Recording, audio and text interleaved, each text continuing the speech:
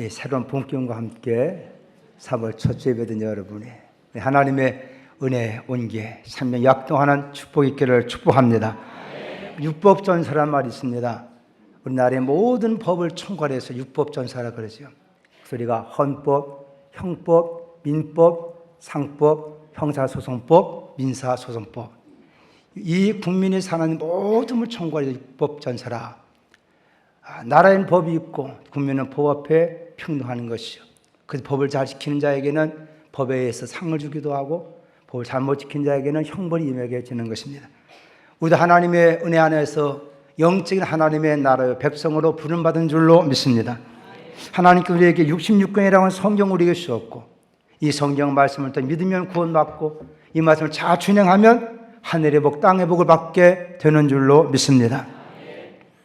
그런데 성령 우리에게 하나님 말씀을 통해서 우리 인간을 다 진단을 위해 내린 결론이 뭐냐? 모든 사람은 죄인이다 하고 한 것입니다. 모든 사람은 죄인이다. 그리고 죄의 싹은 사망이다. 이 하나님의 거룩과 의로우신 법에 의하면 우리 인간은 다 죄인이요, 하나님 법정에서는 다 우리는 하나님의 징벌을 받아서 영원한 사망에 처할 수 없음을 우리에게 성령 우리에게 가르쳐주고 있습니다.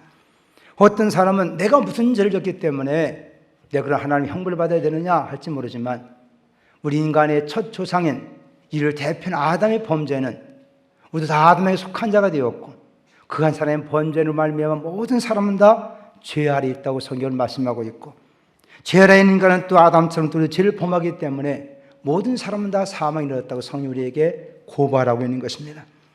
로마서 5장 10절 말씀 보면, 그러면 한 사람을 말미암아 죄가 세상에 들어오고 저로 말미암아 사망이 들어왔나니 이와 같이 모든 사람이 죄를 지었으므로 사망이 모든 사람에게 이르렀느니라.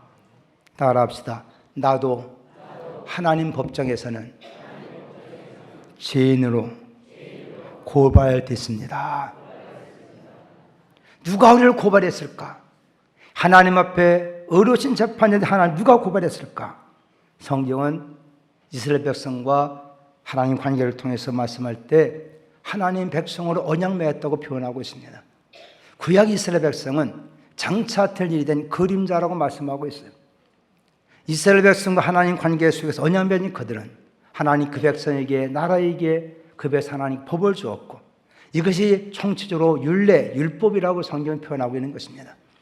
이 하나님 법에 의해서 이스라엘 백성들이 그 죄 용서받기 위해서 제사법을 하나님 주었고, 그래서 사람이 죄를 복음하면 자기 죽을 대신 깨끗한 양을 전보를 드려서 그 양을 불로 태워 하나님의 진노를 달래고 그 피를 성소에 들어가 뿌림을 통해서 용서받는 그런 은혜를 하나님께서 허락해 주신 것입니다.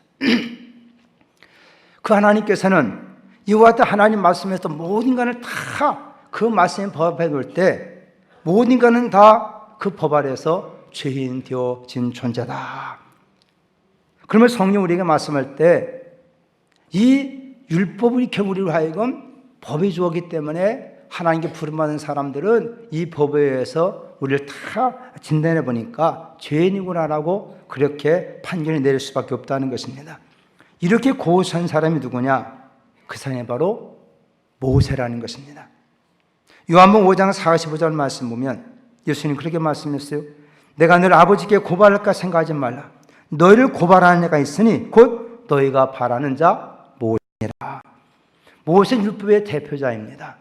그래서 이 율법을 통해서 우리는 하나님 앞에 다 우리는 그 법에 의해서 우리가 하나님 앞에 고소당하고 고발당한 존재가 되었다는 거예요. 마치 사람의 죄를 범하면 저 검사가 그 사람을 기초권을 가지고 법에 고발하는 것처럼 이 율법에 대한 모세가 우리로 하여금 다 죄인 됐다는 사실을 이 법을 통해서 낱낱이 다 보여주겠다는 것입니다.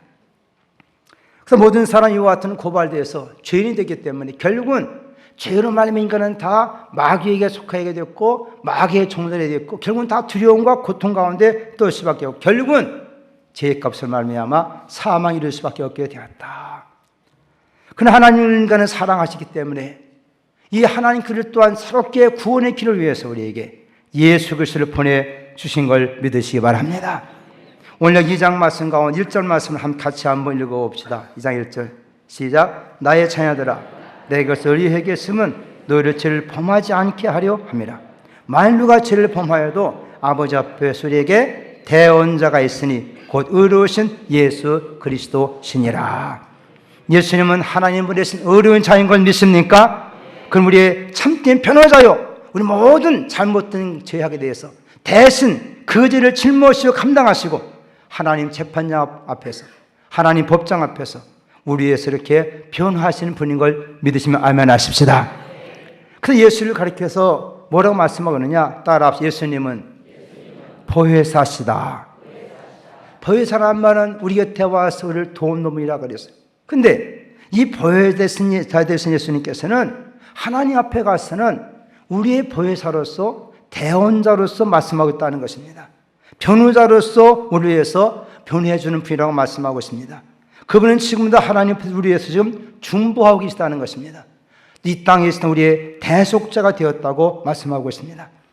마태복음 20장 28절 말씀 보면 인자가 온 것은 섬김을 받으려 함이 아니요 도리어 섬기려 하고 자기 목숨을 많은 사람의 대속물로 주려 함이니라.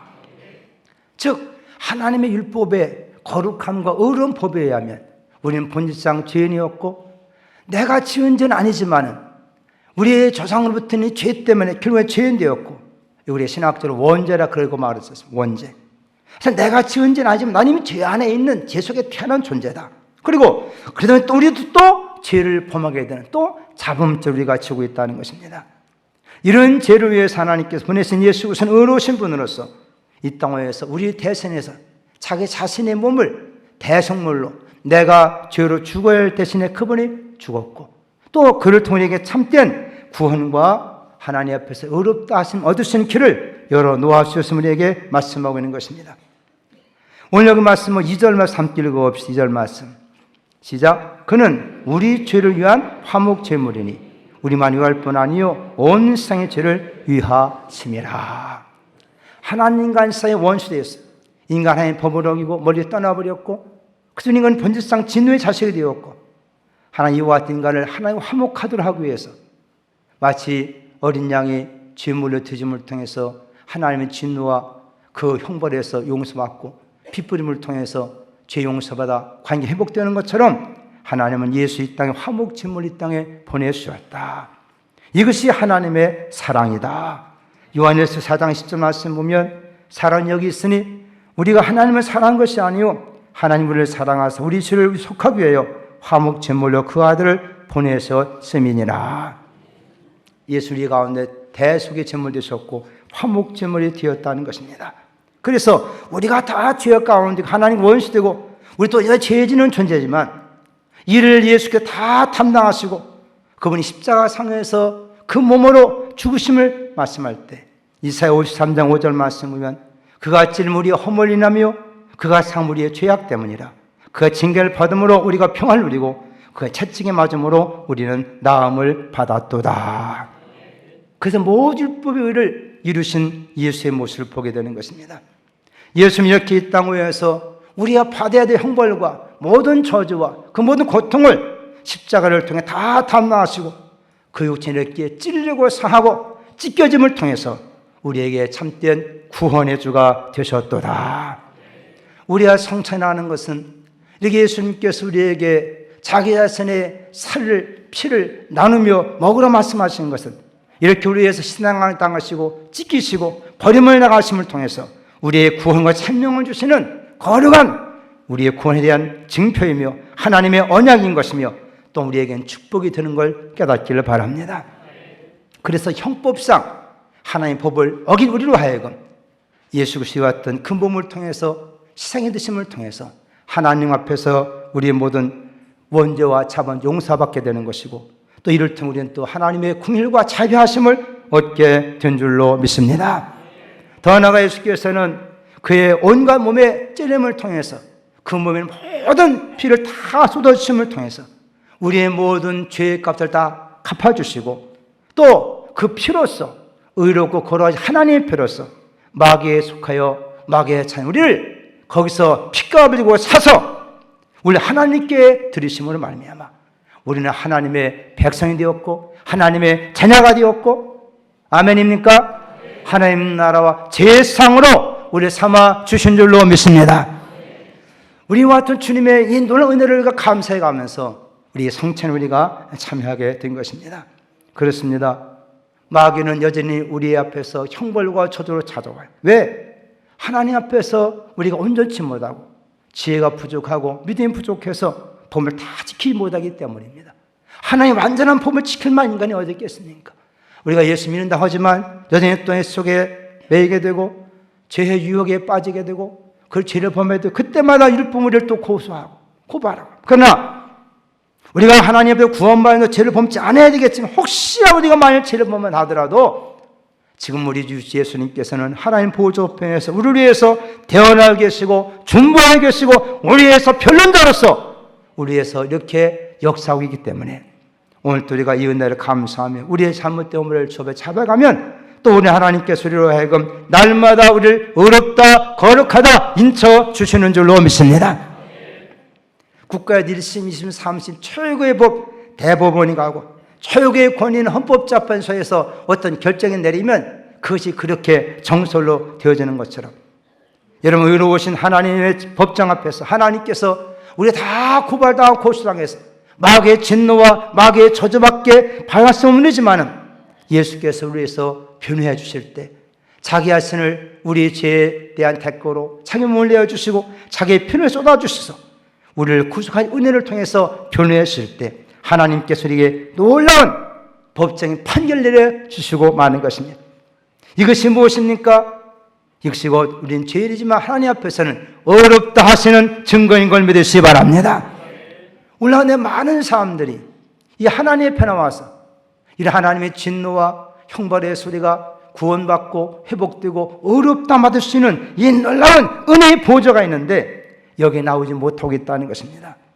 그러나 성령은 분명히 말씀합니다. 로마서 8장 33절에서 34절 말씀 속에 누가 능히 하나님께서 택하신 자들을 고발해요 어렵다 하시는 하나님이시니 누가 정죄하리요 죽으실 뿐만 아니라 다시 살아나신 이는 그리스도 예수시니 그는 하나님 우편에 계신 자요 우리 위하여 간구하시는 자신이라. 믿습니까? 우리는 다 죄인이지만 예수 안에서 하나님께서 우리에게 판결 내려진 판결은 너는 죄가 없도다. 여러분 사람이 이렇게 나는 죄로부터 벗어난 자유한 자가 됐을 때 얼마나 기쁨에 얼마나 감사도 않겠습니까? 근데 우리는 실제로 우리가 세상에서 여러분들이 무슨 죄를 져가지고 깜빵을 가봤어요. 무슨 죄를 져가지고 재판을 받아봤어요. 그런 경험이 없기 때문에 이렇던 말씀이 별 우리에게 실감나게 들리지 않는다는 거예요. 실감나게 들리질 않아. 네. 이런 상황 속에 있던 사람은 이 사건 얼마나 우리에게 귀한 것이며 얼마나 감사한가 알 수 있는데 우리는 서로 내가 죄졌나? 내가 다른 사람한테 내가 이만큼 살면 됐지. 다 자기 나름대로 자기 일을 가지고 살다 보니까 우리가 죄인을 철저하지 못하기 때문에 예수가 필요하게 느끼지 않게 되는 것이고 그렇기 때문에 우리는 예수 그리스도를 주신 이 놀라운 은혜의 사건이 우리의 감격이 되지 못하고 우리의 생명이 되지 못하고 있다는 것입니다. 그러니까 로마 주님 말씀은 그럼 우리가 한번 그 은혜를 맛보기 위해서 하면 죄를 져볼까? 그때 성경에 뭐라 말씀해요? 그럴 수 없느니라. 내 그런 은혜를 한번 체험하게 내가 하면 죄를 져봐가지고서는 정말 그렇구나 그렇게 은혜를 받고자 하겠냐는 거예요. 그럴 수 없다는 거예요. 그럼 우리가 죄인데 어떻게 하려야 되느냐? 내 생각이나 내 주장이나 내 입장을 보지 말고 예수 그리스도를 우리의 삶의 진정한 모델로 삼기를 바란다는 것입니다. 할렐루야. 참 인간의 모델이 누구냐? 예수님이라는 거예요. 그러니까 나하고 저 사람과 비교해봐서 내가 저 사람보다는 그래도 덜 죄인하니 이렇게 비교해서는 우리 예수를 믿을 수도 없고 예수를 힘입을 수 없다는 것입니다. 그때 우리 성경은 예수에게 보여주시고 내 삶이 예수를 얼마큼 닮아가고 있는가? 예수에 믿지 못하는 것이 우리는 죄구나. 이것을 성경을 마치 거울 앞에 서서 사실을 보는 것처럼 이 땅에 나타나서 역사한 예수를 성경을 통해 배워가면서 자신의 모습을 발견한 자가 됐을 때 자신은 죄임을 깨닫게 되는 것이고 그럴 때는 병든 사람이 의원을 찾고 약을 찾는 것처럼 자신은 죄인을 깨달은 사람이 구세주요, 우리의 변호자요, 구원자 예수를 찾게 되고 믿게 될 줄로 믿습니다. 근데 그것은 사람의 지각이나 이 땅 어떤 것으로도 안 된다는 거예요. 여러분 아이들도 잘못해놓고 너 잘못했지 그러면 예 그럽니까? 아니요. 어린 아이라도 잘못한 거 지적하면 아니라고 하지 얘 잘못 이렇게 인간 종자가 없다는 거예요. 이렇게 저를 깨닫게 하시는 분이 하나님의 성령이시라는 것입니다. 성령께서 오셔야만이 말씀을 통해서 그러나 내가 죄를 깨닫게 되는 거예요. 그 죄를 얼마큼 깊이 깨달아야만큼 우리는 더 큰 하나님의 은혜와 사랑 속에 우리가 감격하며 살아갈 수가 있는 것입니다. 혹시 우리 한 시간 교회 나오자 뭐 죄졌다고 하냐 그렇게 생각하지 말고 하나님 법 아래서 볼 때 우리가 죄의 능을 깨달은 사람이 구원의 길이 열리는 것을 깨닫기를 바랍니다. 대개 보면 건강하다고 하는 사람이 갑자기 죽는 경우가 있어요. 이제 특별히 이 시대 보면 스트레스 받고 다 보니까 늘 건강하다는 사람이 우리 갑자기 죽어. 그러나 건강하지만은 자기 자신을 검진해보고 병을 진찰해보고 그래서 어떤 약한가 미리미리 알아서 조치를 취하는 사람들은 건강 유지하며 살아갈 수 있는 것처럼 오늘 또 진정 지혜로운 사람은 하나님 앞에 나와서 말씀 앞에서 자신의 양심의 악을 깨달아가면서 잘못된 걸 회개하며 살아갈 때 참 하나님이시는 영생의 복락을 누리며 살게 되는 줄로 믿습니다. 오늘 귀한 성찬식은 이 귀한 예수님의 그 찢겨진 살과 흐리신 그 피를 우리가 기념해가면서 예수께서 이렇게 희생당하심을 통해 하나님께로부터 의롭다함 받게 되었도다. 제 사야방이 되었도다. 은혜를 다시 한번 감격하면서 감사해가면서 눈물로 성찬에 감사에 참여할 수 있기를 바라며 이 귀한 성찬을 통해 모든 사랑하는 성도의 마음속에도 다시 한번 주님의 감격 속에서 더 주님을 뜨겁게 사랑하며 이제 남은 내 생에도 예수님처럼도 사랑하며 살겠다고 하는 그런 각오와 결심을 갖는 시간 될 수 있기를 예수님의 이름으로 축복합니다.